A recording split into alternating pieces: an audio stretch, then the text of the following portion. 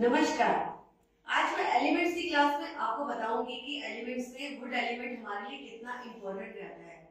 हर व्यक्ति ग्रोथ चाहता है, पैसा चाहता है, इनकम चाहता है, अपने रिश्तों की ग्रोथ चाहता है, या हर तरह से उसको ग्रोथ चाहिए। अब ग्रोथ हमें कैसे मिलती है? आप देखते हैं ना कि बच्चा जब जन्म लेता है, पेड़ पौधों की ग्रोथ होती है, या फिर हमारे पैसों की ग्रो करते हैं। उस ग्रोथ एलिमेंट का कितना इंपॉर्टेंट रोल है हमारे लिए। वो ग्रोथ जो है अगर हमारे पास नहीं है तो हमें क्या इम्पैक्ट आते हैं।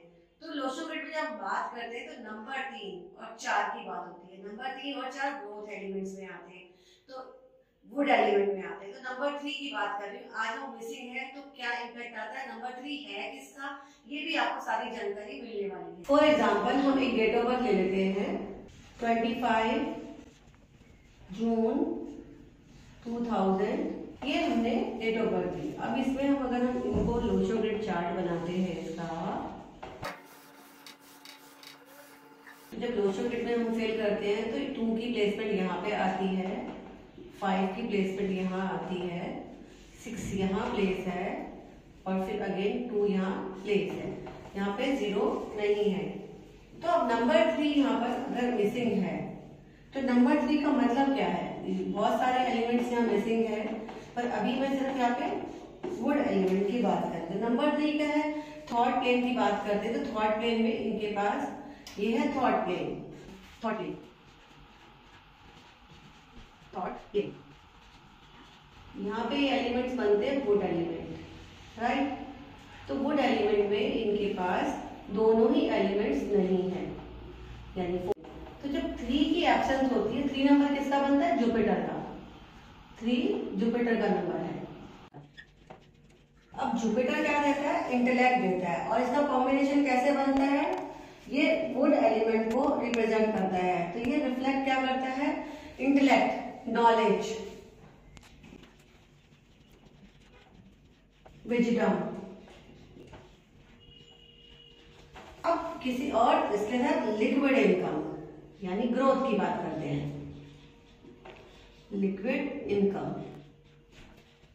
अब किसी के पास लिक्विड पैसा तो है, लिक्विड इनकम का सोर्स नहीं है, तो पैसे से रिलेटेड समस्या आती है। पैसा जो है आता नहीं है, या फिर पैसे के साथ में उसको प्रॉब्लम्स आती हैं। अगर नंबर 3 क्या देता है? जुपिटर क्या देता है? Good communication skill. तो क्या होता है, ऐसा व्यक्ति की कम्युनिकेशन स्किल भी कमजोर होती है। अगर वो किसी ऐसी फील्ड में चला जाए जहाँ पे कम्युनिकेशन का काम है, तो वहां पे कम्युनिकेट नहीं कर पाएगा, तो पैसा नहीं कमा पाएगा। तो नंबर इसके लिए रेमेडीज क्या है? अगर रेमेडीज की बात करें तो हम इसमें रेमेडीज में हम कर सकते हैं, वुड एलिमेंट अगर मिसिंग है तो यहाँ पर हम क्या लगा सकते हैं? ग्रीन कलर के प्लांट्स लगा सकते हैं, छोटे छोटे ग्रीन प्लांट्स लगा सकते हैं। ग्रीन बल्ब जला सकते हैं। यहाँ पे ग्रीन बल्ब जलाने से क्या होगा? यहाँ पे एनर्जी उसको मिलती रहेगी। यहाँ पर हम क्या कर सकते हैं? इसके अलावा ग्रीन कलर के कोई पॉट्स रख सकते हैं, फ्लावर पॉट्स रख सकते हैं। हम कोई सीनरीज लगा सकते हैं, यहाँ पे पिक्चर्स लगा सकते हैं। यहाँ पर हम वुडन टेबल रख सकते हैं, क्योंकि वुड की बात होती है, वुडन टेबल रखी जाएगी। टेबल कैसी होगी? टेबल का ध्यान रखना है, टेबल स्क्वायर ना हो, टेबल राउंड या ओवल शेप की टेबल जो है यहाँ पर लगाई जाएगी।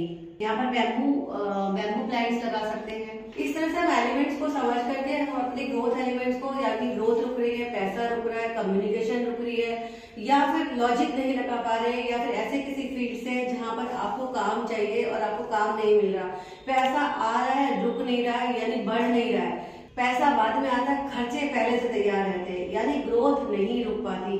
तो उस ग्रोथ सेक्टर के लिए आपको क्या करना है? इन सब हर एक एलिमेंट को जो है बैलेंस करना है। हर एक एलिमेंट से रिलेटेड आपको रेमेडी करनी है। जैसे कि जुपिटर की रेमेडी होगी, जुपिटर गुरु ग्रह की रेमेडी हम कर सकते हैं। उस कलर का धागा, गुरु की पूजा करना, केले के पेड़ की पूजा करना, विष्णु भगवान की पूजा करना।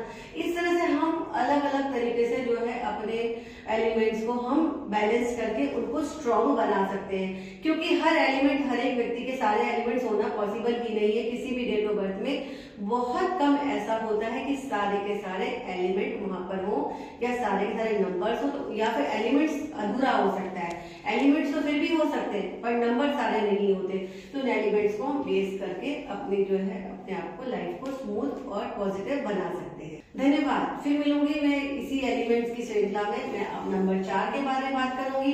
नंबर 4 कितना इंपॉर्टेंट है, नंबर 4 का क्या रोल है और उस एलिमेंट को हम कैसे स्ट्रॉन्ग कर सकते हैं।